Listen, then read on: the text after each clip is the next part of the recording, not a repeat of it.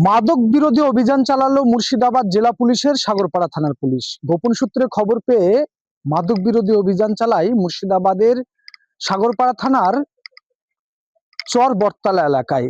জানা গিয়েছে, ভারত বাংলাদেশ সীমান্তবর্তী সাগরপাড়া থানার চর বটতলা এলাকা দিয়ে বাংলাদেশের উদ্দেশ্যে নিষিদ্ধ কাশির সিরাপ ফেনসিডিল পাচারের উদ্দেশ্যে এক যুবক যাচ্ছিলেন। স্কুল ব্যাগ ব্যবহার করেই সেই যুবক বেশ কিছু নিষিদ্ধ কাশির সিরাপ ফেনসিডিল নিয়ে পাচারের চেষ্টা চালাচ্ছিলেন। এমনই সময় খবর আসে পুলিশের কাছে।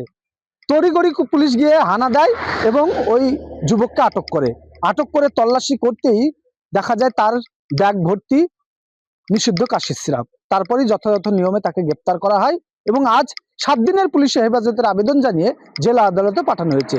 এই যুবক কতদিন ধরে এই নিষিদ্ধ কাশির সিরাপের ব্যবসা করছিল এবং এই রাতের অন্ধকারে অর্থাৎ কুয়াশার অন্ধকারে বাংলাদেশে যে পাচারের চেষ্টা চালাচ্ছিলেন তা স্পষ্ট বোঝা যাচ্ছে এবং জিজ্ঞাসাবাদ আরো করা হবে তাকে এই কাজের সঙ্গে আর কারা জড়িত আছে।